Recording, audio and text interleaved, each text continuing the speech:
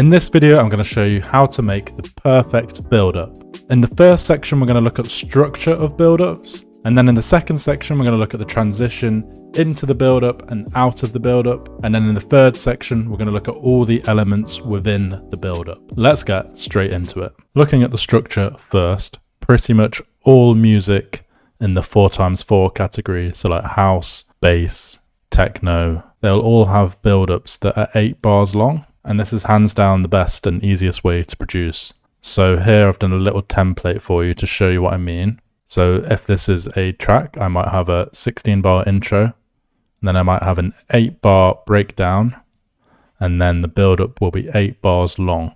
And there are lots of variations to this, and this will affect the second part, the transition part. For example, there might not be a breakdown, it might go straight from the intro to the build-up, and then there's lots of different things you have to think about when doing that. But the main part is to remember that if you go on here and bar 1, 2, 3, 4, 5, 6, 7, 8. So the build-up will be 8 bars long. So the structure within the build-up, it will normally be 7 bars of risers, drums, sustained instruments, and then in the last bar, everything will cut off and it will be the pre-drop section. So this is where you get like pre-drop vocals, snare rolls, sub fills, but we'll look at that on the examples later on. Now, if you're looking at higher BPMs like drum and bass, everything is kept in 16 bars. So we've got 16 bars here and 16 bars here. So it could be like this, or it could be like this. So we could remove this, and there could be a 16-bar intro, a 16-bar breakdown, and there could be a 16-bar build-up, and then the drop would come in 16 bars after here. So that's just something to keep in mind for the faster BPMs. So part 2 is going to be look at transitions into the build-up and transitions into the drop. So I'm going to go over my top tips for making the perfect transitions in and out every time. So the first thing is to make sure that you've got lots of effects. Now you can have up risers and down filters, and just make sure that they're all super quiet and in the background and not super loud, destroying the mix. And in this case here, so let me play this for you. I've just got a couple of risers and then lots of down filters. And you notice how they're going quite long as well. So they're like keeping the momentum going.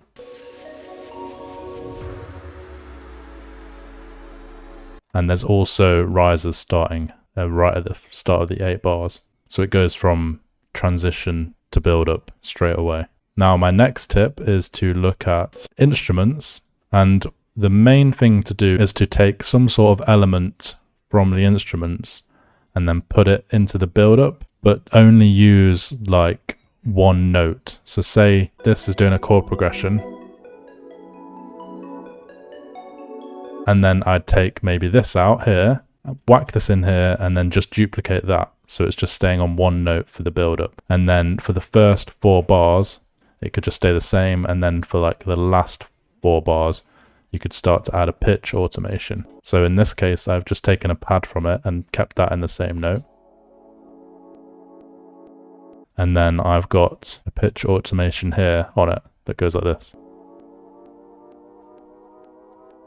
So that is a cool tip to try out in your tracks. It works really well for tracks that have chord progressions, or just any track with a pad in it. Now my next tip for vocals. So in this case here, let's listen to the vocals. Good body, girl, girl, girl, girl. Good body, girl, girl, girl. Good body, body, body, body, body, body, body, body, body. So in this case, I've been a little bit creative. I've used some vocal chops, but I've always kept the vocals before the drop, unless you're doing like some crazy dubstep or something. You want the vocals to like for 4 bars before the drop to like actually be saying something, so people can like recognize what it's doing. Or at least in the pre-drop, you want it to say, you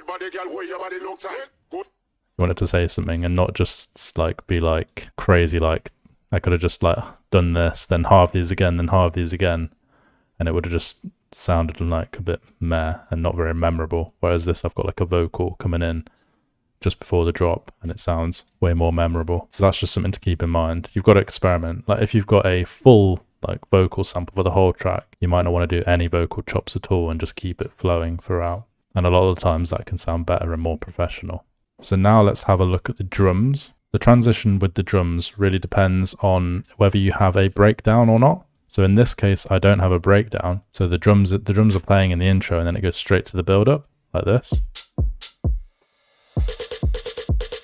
So in this case, what I do is I just take some of the drums out so the transition is more effective, and then it slams back in your face playing the drums and a snare build-up as well.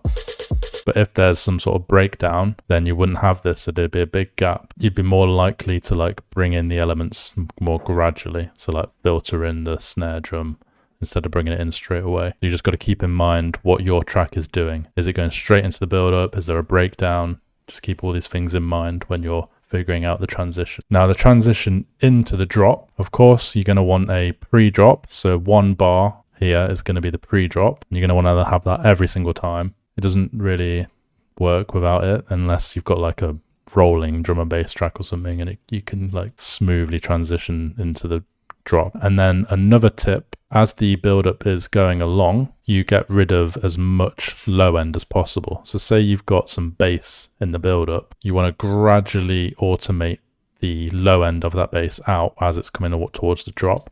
Or if you've got like a pad that's got some low end on, gradually automate that low end of the pad out. And the same with any other instruments, any other risers, you might have some low end in your risers, just gradually automate all the low end out. Another tip you can do if you want the drop to hit even harder is to automate the master channel and automate the volume down and then up again.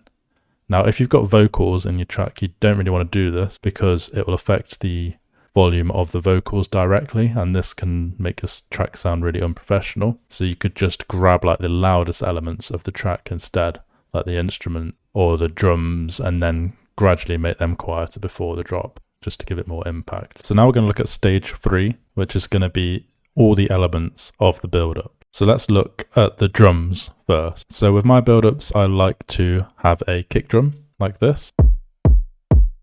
So it's playing every beat like it normally would in 4x4 music for the first 4 bars, and then it will double for the next 2 bars, and then double again for the next bar. And in this case, I've continued it through the last bar, so the 8th bar where the pre-drop bit happens. So it's part of the pre-drop, and that's because the vocal in this case matches that. So the vocal comes in here. I'll just play it for you.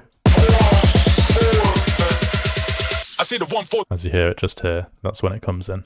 So the kick will sound like this, and then like this.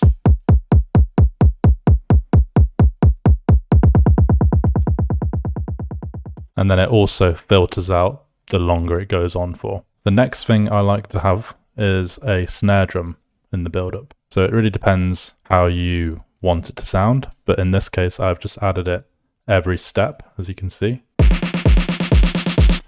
And this is slowly filtering in as well. But as you can see, it starts already like over halfway. So it filters in from already at like halfway. So it's not coming in from complete silence. And that build-up sound of it getting louder and less filtered just makes it feel like the drop is coming. And then that goes on for the whole 7 and a bit bars. And then after 4 bars, we introduce another snare here. It's like just a low end snare, just to give it more movement. Now play around with other elements like hi-hats or claps, because they could also add movement as well to the track. And here I've got a percussion loop. So it sounds like this. And that just adds more depth to the drums.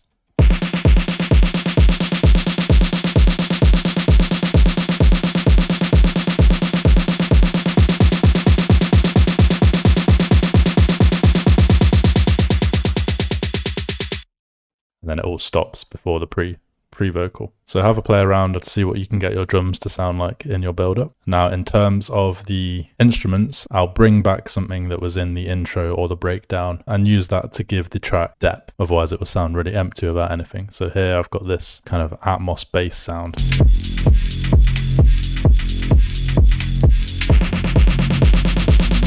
And because it's a sustained sound, I can add a riser to it like we did earlier, so the pitch is rising up, and I'm also getting rid of any low end as it goes forward like we talked about earlier. And that's just to make sure that when the drop hits, it hits as hard as possible so you can hear it. You can barely hear the bass when it gets to this point. So we've got drums, and then we've got instrument that was used previously, but as a sustained element now. And then we've got a vocal, which again, in this scenario, I've chopped up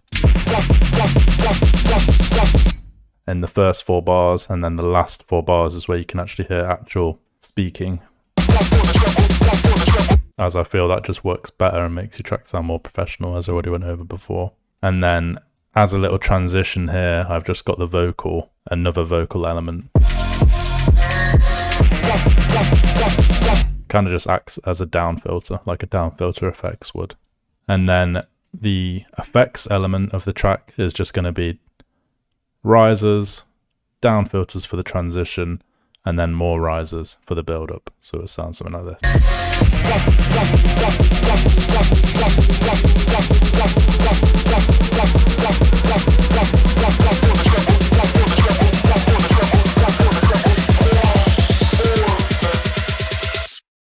So lots of different risers there to give it some depth.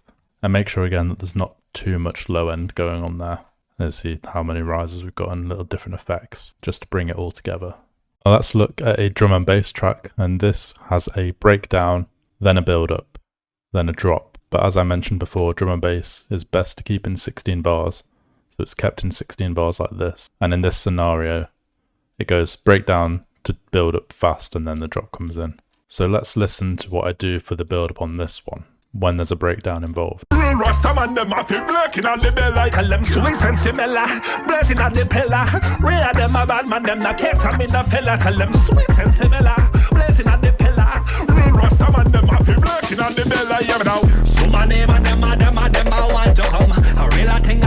So in this scenario, I've done something a little bit different. What I've done is I've let like the breakdown sort of go into the build up for the first 4 bars. So I haven't really done much at all. Kind of all just stays the same, and then I've had the build up really start in the last 4 bars. So it's pretty much the same apart from nothing really here, and then it's a 3 bar build up and then 1 bar pre-drop. So you just got to play around with lots of ideas and experiment, see what you come up with. But then the main aspect of the build up when it starts at 4 bars here is the same. So I have a kick drum that goes at 1 speed and then halves and then disappears, as you can hear. And then that's all I have for the drums in this case, but I might add other percussion in different tracks. And then the vocal, because I've got like a full vocal sample here. I'm not doing any weird chops or anything, I'm just keeping it as that main vocal because I feel like that sounds the most professional. And then this is the sample.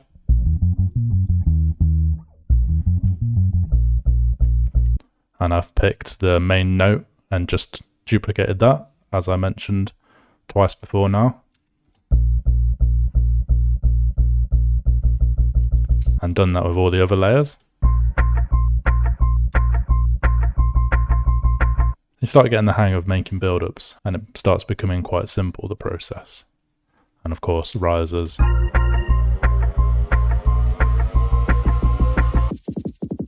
And lots of different effects as well underneath, just to add that depth. Thank you all for watching. If you enjoyed, please leave a like. Let me know in the comments what you'd like to see from me in the future. Make sure to check out my website, lots of sample packs and courses to get your hands on. And I'll see you all in the next one.